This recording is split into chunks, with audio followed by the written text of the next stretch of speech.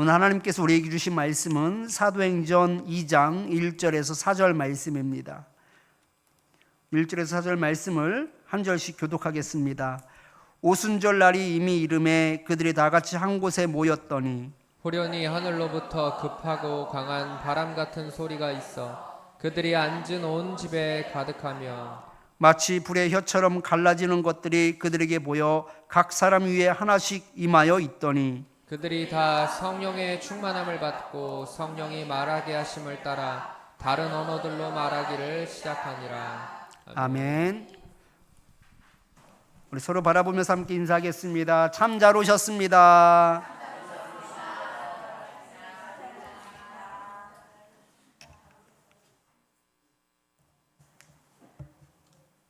불가항력적 은혜라는 말씀의 제목을 가지고 함께 은혜를 나누겠습니다. 불가항력이라는 말은요, 외부로부터 발생한 일로 인하여서 보통 필요하다고 인정되는 그런 수단을 다 동원해도 피하지 못할 때 이것을 불가항력이다라고 말합니다. 그러니까 불가항력의 예로는요, 자연재해, 천재지변, 전쟁 또는 정부의 명령 이런 것들이 불가항력입니다. 이런 외부적 상황이 발생하면 어떤 사람도 피할 수 없습니다. 이번 하와이 마우이 섬에서 아주 큰 화재가 발생하면서 많은 인적, 물적 피해가 발생했습니다. 불길이 얼마나 거센지 살기 위해서 바다로 뛰어들어야만 했을 정도였습니다. 이 마우이 섬에 엄청난 피해가 발생한 이유가 있습니다. 바로 그 섬에 허리케인이 불어닥쳤기 때문에 그렇습니다. 산불이 삽시간에 번져나가서 미처 피하기도 바쁠 정도였다고 합니다. 우리나라도 작년 봄에 울진과 삼척에 대형 산불이 발생하여서 엄청난 피해와 이재민들이 발생했습니다. 그때 한 소방관의 인터뷰가 아직도 기억에 남습니다. 진화 작업을 하는데 도저히 그 불길을 잡을 수가 없었다고 합니다. 왜냐하면 보통은 불이 옆으로 옮겨 붙으면서 타들어가지 않습니까? 그런데 바람이 너무 거세다 보니까 불덩어리가 그냥 이쪽 산에 있었던 불덩어리가 날아가서 저쪽 산에 붙어버리는 거예요. 그러니까 뛰어넘어서 불길이 붙으면서 그냥 옆산으로 순식간에 불이 또 확 일어났다고 합니다. 그러니까 도저히 그 불길을 잡을 수가 없었습니다. 다행인 것은 산불이 난 지 9일째 되는 날에 비가 내리기 시작하면서 이 산불이 약해졌고 또 잔불 정리를 할 수 있었습니다. 이것이 바로 불가항력입니다. 하나님의 은혜도 마찬가지입니다. 우리가 거부할 수도 없고 피할 수도 없는 이 불가항력이 있습니다. 하나님께서 우리에게 주시는 성령이 그렇습니다. 불가항력적입니다. 피할 수 없습니다. 마치 하늘에서 비가 내리듯이 압도적입니다. 그리고 거셉니다. 오늘 말씀을 통해 이 불가항력적인 그 하나님의 은혜를 깨닫고 더욱 사모할 수 있기를 축원합니다. 오늘 본문의 배경은 오순절날 그리스도인들이 한데 모이는 데서부터 시작을 합니다. 예수님께서 승천하시고 이게 처음 예수님이 계시지 않는 가운데 사도들이 중심이 되어 예수를 믿는 성도들이 함께 공동체를 이루었습니다. 이 모임이 예루살렘 교회의 태동을 알리는 역사적인 시발점이기도 합니다. 이 오순절은요 77절이라고도 하고 또 맥추절이라고도 부릅니다. 77절은 유월절 후 안식일 다음 날부터 일곱째 그 7일을 7번 계산한 날을 77절이라고 해요. 그러니까 77에 49가 되는 것이죠. 그리고 오순절은 50일째 되는 날을 오순절이라고 이야기합니다. 그래서 6월절을 기준으로 하여서 50일이 지난 날, 이것이 오순절이고 77절이라고 부르는 것은 7일을 7번째 지난 날을 77절이라고 부르니까 같은 의미인 것이죠. 또한 이 날을 맥추절이라고도 부릅니다. 바로 보리를 추수하는 그 기쁨의 날을 맥추절이라고 이야기합니다. 그래서 6월절이 지나서 한 50일이 지나면 바로 그 보리를 추수하는 절기하고 이렇게 맞아 들어가기 때문에 그렇습니다. 맥주절에 이스라엘 백성들은요, 보리로 떡을 만들어서 여호와께 첫 소제를 드리며 성회로 모여서 그 하나님께 예배를 드렸습니다. 마치 우리네 정서로는 추수감사절과 같아 보이지만 맥주절은 이보다 더 큰 의미를 내포하고 있습니다. 오순절이라고도 하는 이 맥주절은 40년간 광야 생활에서 방황하다가 비로소 정착하여 그 땅에서 농사를 짓고 그 곡식을 거두게 된 겁니다. 이스라엘 백성들에게는 말로 형용할 수 없는 아주 큰 기쁨이었습니다. 이 큰 감격을 가지고 첫 열매를 하나님께 드리는 제사가 바로 맥주절의 시작입니다. 오순절은 이런 배경을 가지고 있는 겁니다.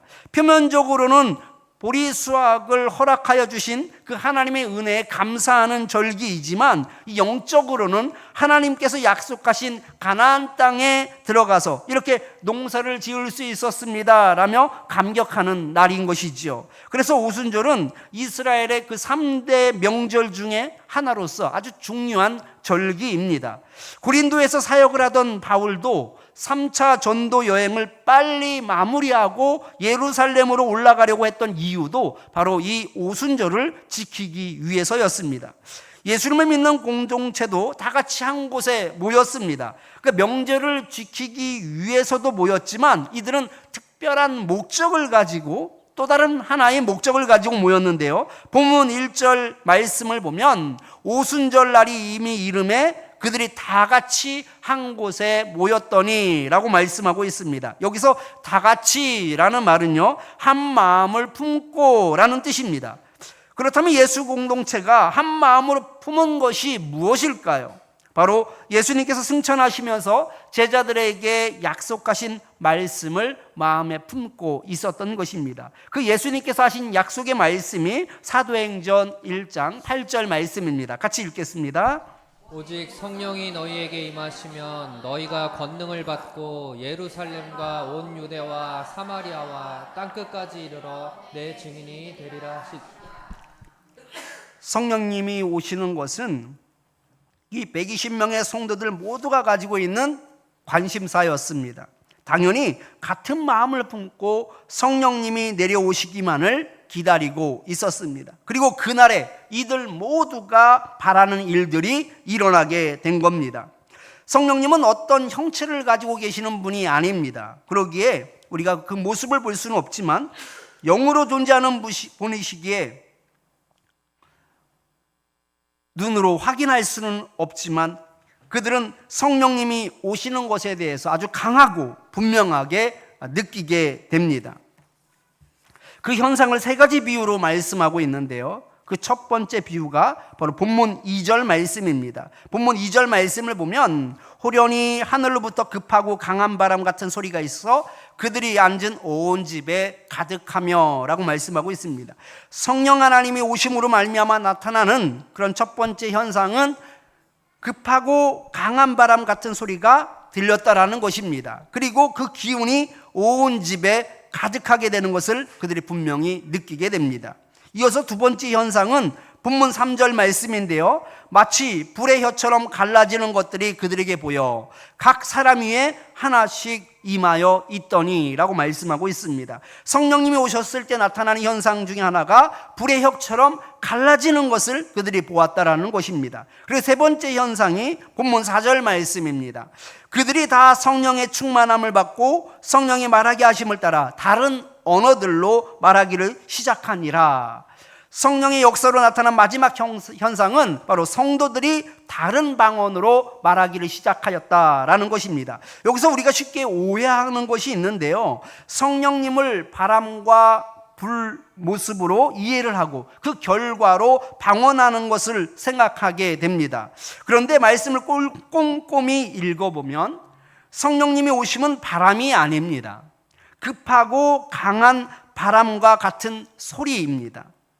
급하고라는 말은요, 이 속도의 방점이 맞춰져 있지만 이 급하고로 번역을 한 이 페루메네스는 상태나 정도를 나타내는 단어입니다. 그래서 이 뜻이 몰아치다라는 뜻을 가지고 있습니다. 직역을 하면 강한 바람이 몰아치는 듯한 소리입니다.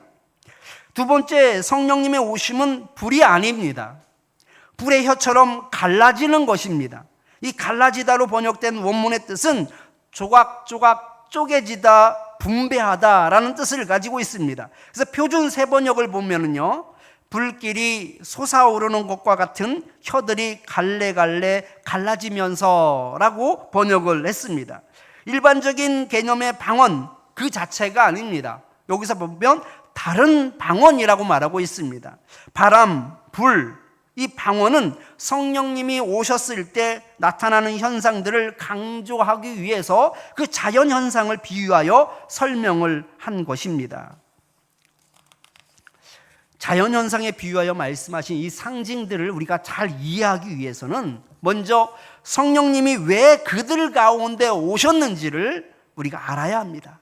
그래야 성령의 현상을 묘사한 상징들을 우리가 제대로 이해할 수 있습니다. 사도행전 1장 8절 말씀을 한번 같이 읽겠습니다. 오직 성령이 너희에게 임하시면 너희가 권능을 받고 예루살렘과 온 유대와 사마리아와 땅끝까지 이르러 내 증인이 되리라 하시니라. 아멘. 예수님께서 그들에게, 제자들에게 성령님이 오실 것을 약속하셨습니다. 그런데 그 목적이 무엇입니까? 성령님이 오시는 목적이 무엇입니까? 내 증인이 되게 하려고, 예수의 증인이 되게 하려고 성령님이 이 땅에 오신다라고 말씀하고 있습니다. 그래서 제자들이 성령이 오심으로 말미암아 권능을 받아서 예수의 증인으로 살 수 있게 되는 것이지요. 예수님의 증인으로 사는 것은 아무나 할 수 없습니다. 예수님을 봤다고 해서, 또는 예수님의 말씀을 직접 들었다고 해서 증인이 되는 것은 아닙니다. 여러분, 세상 법정도 마찬가지입니다. 사건 현장을 직접 보고 들었음에도 불구하고 증인으로 서겠다는 사람은 그리 많지 않습니다. 혹시나 해코지는 당하지는 않을까라는 두려움이 있기도 하고요, 자신의 일이 바쁘고 중요하기 때문에 그런 것, 자신의 일 외에는 신경을 쓰지 않기도 합니다. 괜히 시간이나 빼앗길까 봐 증인으로 서지 않으려고 하지요. 그리스도인들도 마찬가지입니다. 자기 일에만 집중하는 사람은 증인이 서지 않습니다. 그런데 성령이 임하게 되면 사람이 달라지는 겁니다. 증인으로 살 수 없었던 사람들도 증인이 되게 됩니다. 두려워 머뭇거렸던 사람들도 당당하게 됩니다. 증인이 되어 예수님의 말씀을, 그 복음을 증거하는 삶을 살게 되는 것입니다. 이 모든 역사는 바로 성령이 우리 안에 오실 때만이 가능합니다. 성령이 오신 사건을 자연 현상에 비유를 한 여러 상징들 또한 성령님이 오신 목적을 먼저 이해를 해야 그 상징의 의미를 우리가 바르게 알 수 있습니다. 그 첫 번째 상징, 바람이 아니라 뭐라고 그랬어요? 바람이 내는 것 같은 소리라고 말씀하고 있습니다. 이 소리와 관련된 깊은 말씀이, 관계가 깊은 말씀이 요한복음 1장 23절 말씀인데요, 같이 한번 읽겠습니다. 이르되 나는 선지자 이사야의 말과 같이 주의 길을 곧게 하라고 광야에서 외치는 자의 소리로라 하니라. 아멘. 세례 요한은 이 구원의 메시지를 전달하는 전령사로 자신을 소개하면서 광야에서 외치는 자의 소리라고 하였습니다. 소리는 복음을 전하는 것과 관련이 있다라는 것이죠. 성령님이 오심으로 그 바람이 내는 소리가 온 집에 가득하였던 것처럼 성령의 오심을 통해 복음의 소리가 우리로부터 시작될 수 있는 것입니다. 두 번째 상징인 불의 혀와 같이 갈라짐이라는 말씀은, 여기서 이 갈라지다라는 것은요, 우리 입술을 통해서 그 예수 그리스도의 복음이 사방으로 흩어짐을 뜻하는 말씀입니다. 또 마지막 상징인 여러 방언은 그 성령의 충만을 통하여서 나타나는 그런 외적 증거라고 말할 수 있는데, 이 여러 방언으로 말하는 것은 그저 신기한 볼거리 또는 이적을 나타내는 그런 의미가 아닙니다. 여러 나라로 흩어져 복음을 전하기 위해서 반드시 필요한 필수적인 소통 도구가 바로 언어입니다. 그 하늘로부터의 그 성령의 임재는 각 사람에게 그런 능력을 주어 땅끝까지 복음을 전할 수 있도록 한 것입니다. 그런데 오순절날 그 성령의 오심을 아주 특별하게도 두 가지의 경우가 한 번에 이루어졌습니다. 본문 3절을 보면 성령님이 그들에게 보여 각 사람 위에 하나씩 임하였다라는 말씀을 통해서 그 그리스도의 공동체가 모두 성령을 받는 강력한 체험을 합니다. 그런데 본문 4절에서 다른 표현으로 성령의 충만함을 이야기하고 있습니다. 본문 4절 말씀을 같이 한번 읽겠습니다. 그들이 다 성령의 충만함을 받고 성령이 말하게 하심을 따라 다른 언어들로 말하기를 시작하니라.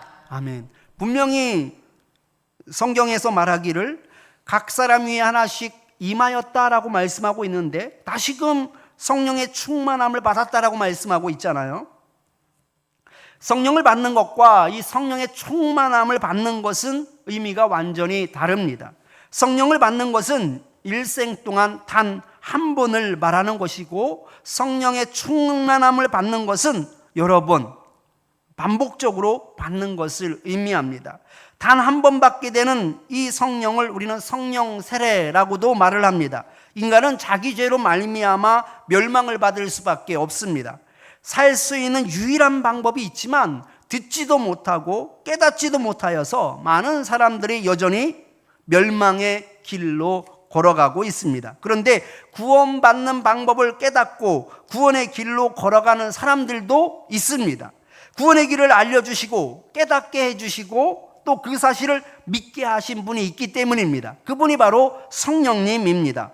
복음을 듣는다고 다 예수를 주님이라고 믿는 것은 아닙니다. 아무리 전해도 너나 잘 믿으라고 말하는 사람들도 있습니다.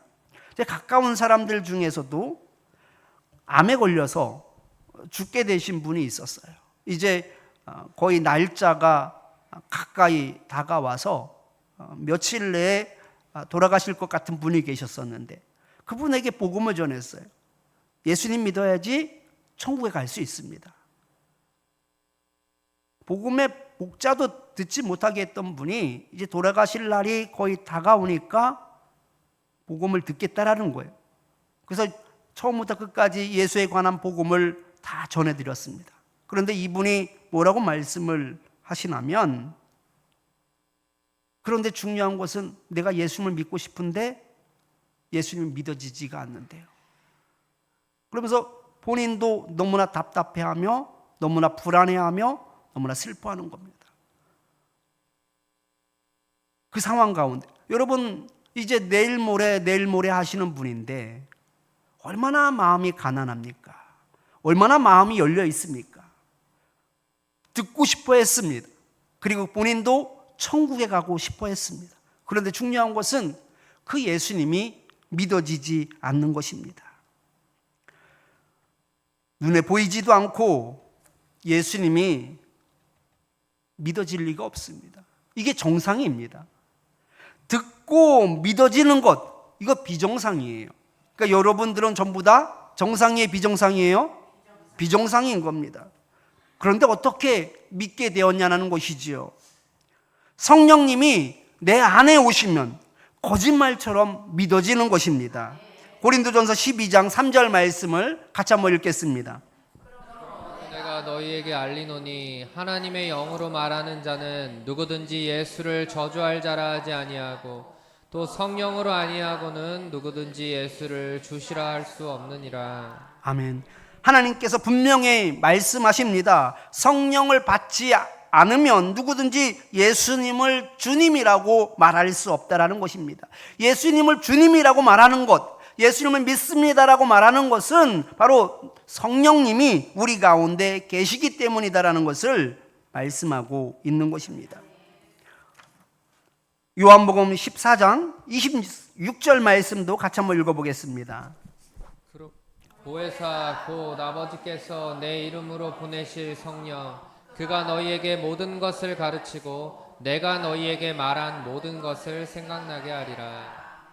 그 이유에 대해서 설명을 하고 있는데 왜 성령님이 우리 안에 오실 때 믿어질 수 없는 예수님이 믿어지고 그리고 구원의 확신을 가지게 되는지, 그것은 보혜사 곧 아버지께서 내 이름으로 보내실 성령, 그분이 우리에게 오실 때 가르치고 깨닫게 하시고 알게 해주시기 때문이다라는 것이죠. 우리가 이해해서 아는 것이 아니다라는 것입니다. 성령이 내 안에 오실 때 그분이 우리를 깨닫게 하시고 우리의 생각을 바꾸어 주시고 하나님을 주님이라고 고백할 수 있게 되는 것입니다.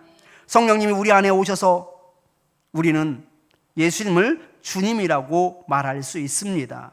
그래서 성령이 우리에게 찾아오시는 사건은 우리 인생에 있어서 가장 극적인 순간인 것입니다. 그리고 가장 감격스러운 순간이 되는 것입니다. 비로소 하나님의 자녀로 다시 태어나는 순간이기 때문에 그렇습니다. 그러나 성령 충만은 우리 인생 가운데 언제든지 충만하게 부어주시는 그 하나님의 은혜입니다.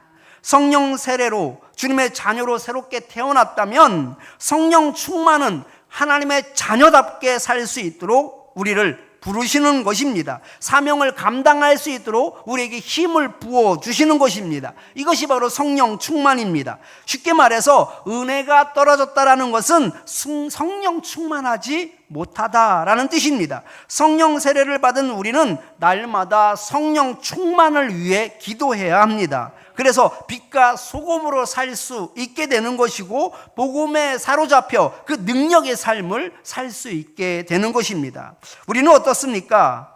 성령 세례를 통해 죄 사함을 받고 하나님의 자녀가 되었습니다.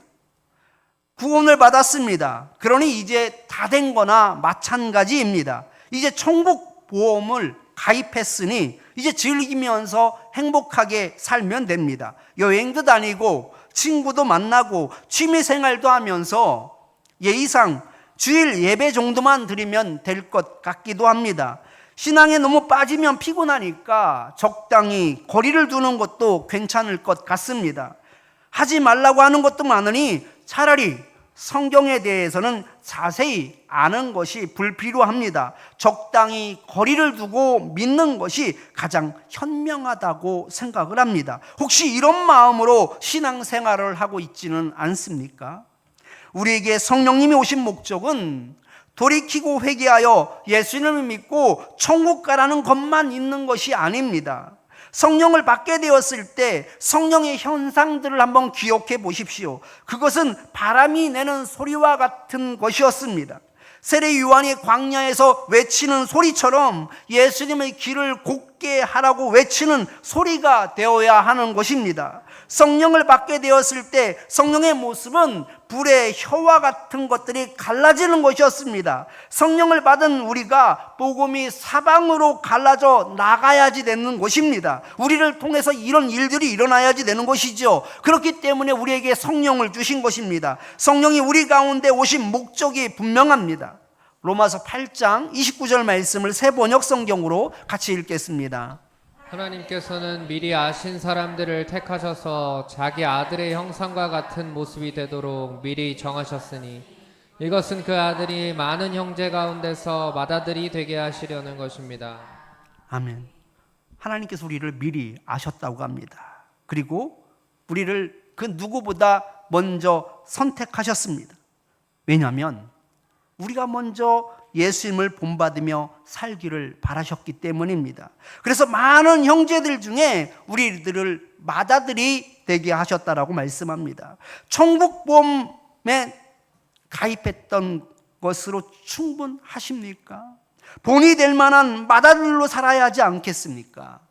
나를 미리 아신 하나님께서 나를 미리 선택하셔서 맏아들이 되게 하셨던 것은 우리가 많은 형제들 중에 한 사람처럼 있으면 안 된다라는 뜻입니다. 맏아들이 되어서 믿지 않는 사람들에게 본이 되어야지 됩니다. 예수님의 닮은 모습을 우리가 살아가야지 됩니다. 성령이 우리 가운데 오신 목적을 알았으니 그 일을 잘 감당하기 위해서라도 우리는 더더욱 성령 충만을 위해 기도해야 합니다. 그래야 본이 되는 삶을 살 수 있습니다. 예수님의 증인이 되어 살 수 있습니다. 복음을 자랑하는 증인의 삶을 살 수 있습니다. 혹시 여러분 중에 나는 겨우 성령을 받기는 했지만 성령 충만은 암흑의 집사와 같이 열심히 하는 사람에게만 주신다라고 생각을 하고 있지는 않습니까? 하나님께서는 예수님을 주님이라고 고백하는 그 믿음, 그 성령을 내게 주셨지만 성령 충만은 내게는 주시지 않으셔. 집사님에게나 주시고 뭐 권사님에게나 주시지 나에게는 성령 충만을 허락해 주시지 않으셔라고 스스로 포기하고 있지는 않습니까? 여러분, 기대하고 기다리는 자에게 성령 충만을 주십니다. 오순절 기도의 자리에 모인 사람들은 단순히 명절이었기 때문에 모인 것이 아니라 한 가지 공통된 목적을 가지고 모였다라고 제가 말씀을 드렸습니다. 그것이 무엇입니까? 권능을 받고 싶었습니다. 그래서 예루살렘과 온 유다와 사마리아와 땅끝까지 이르러 예수님의 증인으로 그들은 살고 싶었습니다. 이 한 마음으로 모인 모두가 성령을 받았습니다. 3절 하반절을 보면 각 사람 위에 라는 표현이 있는데요, 이 각 사람은요 그들의 각각이란 뜻입니다. 그 자리에 있던 모든 사람들을 의미하는 말씀입니다. 동시에 성령 충만함을 받았는데요, 4절 상반절을 보면 그들이 다 성령의 충만함을 받았다라고 말씀하고 있습니다. 모인 사람들은 다 성령의 충만함을 받았다라는 뜻입니다. 마치 이처럼 성령을 사모하며 기다리는 자에게는 불가항력적으로 몰아치는 바람처럼 타오르는 불처럼 우리에게 임하게 될 것입니다. 오늘 말씀을 준비하면서 성령은 첫눈과 같다라는 생각을 해보았습니다. 전혀 예상하지 못한 그때 불현듯 하늘에서 눈이 내립니다. 첫눈을 보면 뭐가 그리도 좋은지 사진을 찍어 친한 사람들에게 오늘 첫눈이 왔다며 문자를 보내기도 합니다. 그렇게 내린 눈은 온 세상을 하얗게 바꾸어 놓습니다. 예상하지 못한 그날에 첫눈이 와서 우리의 마음을 설레게 하듯이 성령님은 불현듯 우리에게 찾아오셔서 우리의 마음을 따뜻하게 합니다. 우리를 감동시키십니다. 첫눈이 온 세상을 하얗게 바꾸어 놓듯이 성령의 충만함을 받으면 하나님의 자녀다운 삶으로 변하게 됩니다. 첫눈을 보고 기뻐하며 사진을 찍어 문자를 보내듯이 내가 간직하고만 있던 그 예수님을 세상에 전하게 됩니다. 우리는 오늘 말씀을 통하여 방법을 알았습니다. 성령을 주시겠다라고 약속하신 그 예수님의 말씀을 믿고 기다리며 모여 예배하였던 그 120여 명의 성도들처럼 기다리며 같은 마음으로 모여 하나님께 예배를 드리는 그날에 성령님이 오신다라는 것입니다. 함께 모여 예배하는 자리에 성령님이 임하셨을 때 놀라운 일이 벌어질 것입니다. 한 사람도 빠지지 않고 각기 모든 사람들이 다 성령을 경험하게 됩니다. 모인 모든 사람들이 다 성령의 충만함을 경험하게 됩니다. 성령을 주시겠다라고 약속을 기다리며 기대하며 마음을 품으십시오. 특별히 이번 전교인 여름 수련회를 통해 성령의 오심을 경험하며 성령의 충만함을 위해 기도하십시오. 반드시 불가항력적 은혜, 피할 수 없는 그 성령의 충만함이 우리 모인 모든 사람들에게 쏟아부어 주실 줄 믿습니다. 우리 말씀을 기억하면서 우리 주의 성령이 함께 찬양하겠습니다.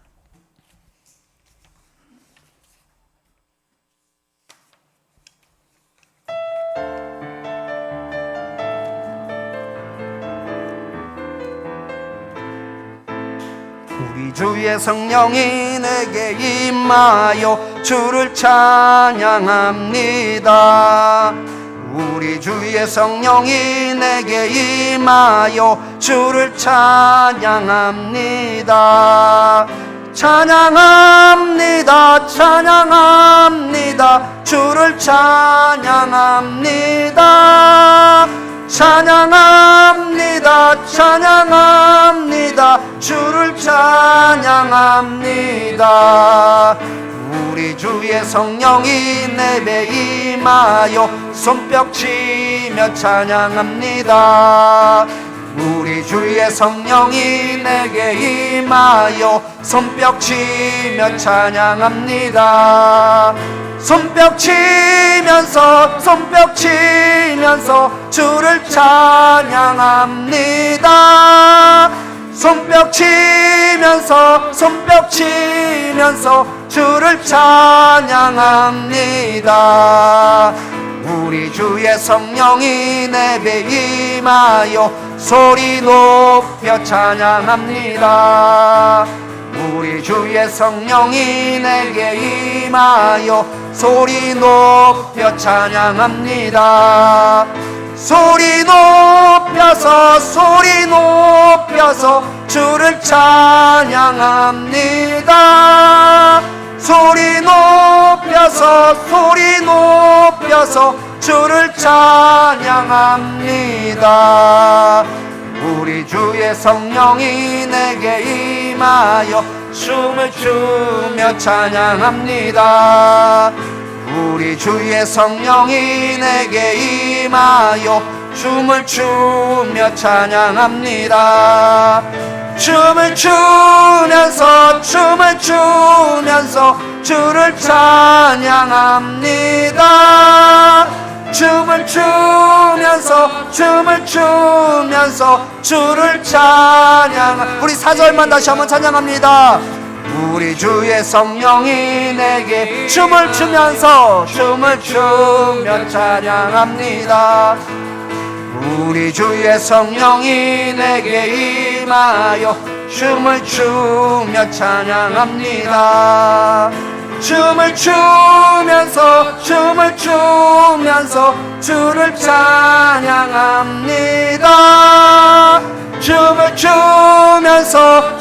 추면서 주를 찬양합니다. 아멘. 우리 말씀을 기억하면서 우리 세 가지 기도 제목 가지고 함께 기도하겠습니다. 성령님이 우리에게 오신 목적이 단순히 우리에게 구원을 주시기 위함이 아니라는 사실을 이 시간 깨닫게 하여 주옵소서 하면서 기도하겠습니다. 성령의 충만이 나를 위한 포장이나 기적의 수단이 되지 않게 하옵소서 하면서 기도하겠습니다. 예수님의 증인으로 살겠사오니 나에게 성령 충만함을 주옵소서 하면서 기도하겠습니다. 이 시간 우리 주여 한번 부르짖고 함께 기도하겠습니다. 주여! 하나님 아버지 감사합니다. 하나님 아버지 은혜 가운데 하나님 도신 가운데 아버지의 성령이 우리 가운데 임하게 된 목적을 하나님 아버지 저희들이 분명히 알 수 있도록 하나님 아버지 허락하여 주심을 감사드립니다. 하나님 아버지 성령이 우리 가운데 오신 것은 단순히 하나님 아버지 우리가 아버지 하나님 아버지 죄를 깨닫고 회개하며 하나님 아버지 정말 주님의 하나님 아버지 자녀로서 아버지 구원받은 자로서 아버지 살기를 바라시는 아버지 그 이상의 뜻을 가지고 있음을 아버지 말씀을 통해서 보게 됩니다. 하나님 아버지 소리가 되기를 원합니다. 흩어지기를 원합니다. 하나님 아버지 증인이 될 수 있기를 원합니다. 그래서 하나님 아버지 우리에게 성령을 부어주셨는데 하나님 아버지 우리는 그 하나님 아버지 오신 목적을 하나님 먼저 망각하며 살고 있었음을 고백합니다. 하나님 아버지 저희들에게 아버지 다시금 하나님 아버지 마음을 깨닫게 하여 주시고 돌이킬 수 있게 하여 주셔서 하나님 아버지께서 우리에게 성령을 부어주신 그 기쁜 뜻을 하나님 아버지 이해하며 그 뜻을 따라 살게 하여 주시옵소서. 무엇보다도 하나님 아버지 그 성령의 충만함이 아버지 나를 위한 포장이 되지 않게 하여 주시고 아버지 기적의 수단이 되지 않게 하여 주시옵소서. 아버지 뽐을 내는 하나님 그런 어리석은 자랑이 되지 않도록 주님 역사하여 주시옵소서. 아버지 겸손함으로 두렵고 떨림으로 하나님께서 주신 그 은사를 아버지 그 능력을 하나님 아버지 복음을 위해 사용하기에 부족함이 없기를 원하오니 하나님 아버지 저희에게 하나님 아버지 증인으로 살 수 있도록 성령을 부어주시옵소서. 성령 충만함을 허락하여 주시옵소서. 그래서 딴 것까지 하나님의 말씀을 전할 수 있는 그런 능력의 삶이 될 수 있도록 주님 역사하여 주시옵소서. 주님 도와주시옵소서. 주님 도와주시옵소서.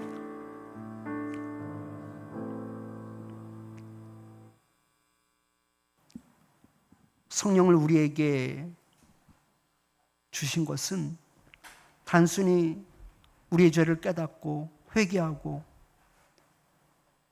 구원받기를 원하는 것 그 이상의 의미가 있었음을 오늘 말씀을 통해서 보게 됩니다. 성령은 소리와 같았습니다. 흩어지는 것과 같았습니다. 그리고 다른 방언으로 소통하며 복음을 전하기를 원하셨습니다. 하나님 아버지 우리에게 성령의 은혜를 부어주셔서 저희들이 하나님의 자녀가 되고 하나님께 나와 예배를 드리며 그 구원의 기쁨을 가지고 살아가는 것으로 만족하는 인생이 되지는 않았나 돌아봅니다. 우리에게 성령을 주신 것은 그 이상의 의미가 있었는데 우리를 먼저 아시고 우리를 먼저 선택하신 이유가 있었는데도 불구하고 우리는 다른 형제들의 맏아들이 되지 않았습니다. 맏아들의 그 역할을 우리는 피하고 싶었습니다. 그냥 편하게 예수님 믿고 구원받기를 원했던 것 같습니다. 하나님 아버지, 우리에게 성령을 주셔서 예수님을 알게 된 것, 그 의미를 이제는 알게 되었습니다. 하나님께서 우리에게 성령을 주신 것은 바로 맏아들이 되라고 주신 것임을 알게 되었습니다. 하나님 아버지, 그러나 여전히 우리들은 부족합니다. 성령 충만함을 허락하여 주시옵소서. 저희들이 예수님의 증인이 되겠습니다. 하나님 아버지, 저희에게 은혜를 베풀어 주시어서 성령 충만함으로 저희들을 새롭게 하여 주시옵소서. 그리하여 세상에 나아가 예수님의 참된 증인이 될 수 있게 하여 주시옵소서. 예수님의 말씀을 전하는 자가 되게 하여 주시고 보고 들은 것을 이야기할 수 있는 저희들 되게 하여 주시어서 저희들을 통하여서 죽어가는 영혼들이 주님을 만나는 놀라운 역사가 있게 하여 주시옵소서. 특별히 하나님 아버지, 이번 여름 수련회를 통하여서 아버지 성령의 강력한 그 은혜와 충만함을 경험하기를 원합니다.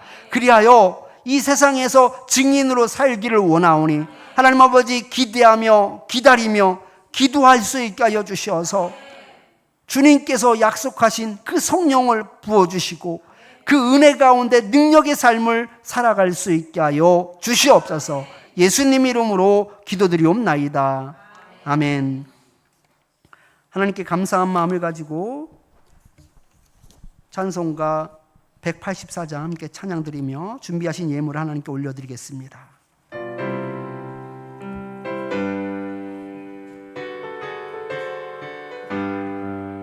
불길 같은 주 성령 강구하는 우리에게 지금 강림하셔서 영광 보여주소서. 성령이여 임하사 우리 영의 소원을 만족하게 하소서. 기다리는 우리에게 불로 충만하게 하소서. 주의 제단 부리에 우리 몸과 영혼과 우리 가진 모든 것 지금 바치옵니다. 성령이여 임하사 우리 영의 소원을 만족하게 하소서. 기다리는 우리에게 불로 충만하게 하소서. 모든 것 다 바치고 비고 빈 내 마음에 성령 충만하도록 주여 채워주소서. 성령이여 임하사 우리 영의 소원을 만족하게 하소서. 기다리는 우리에게 불로 충만하게 하소서. 구속하신 주께서 약속하신 성령을 믿고 간구하오니 지금 내려주소서. 성령이여 임하사 우리 영의 소원을 만족하게 하소서. 기다리는 우리에게 불로 충만하게 하소서. 아멘.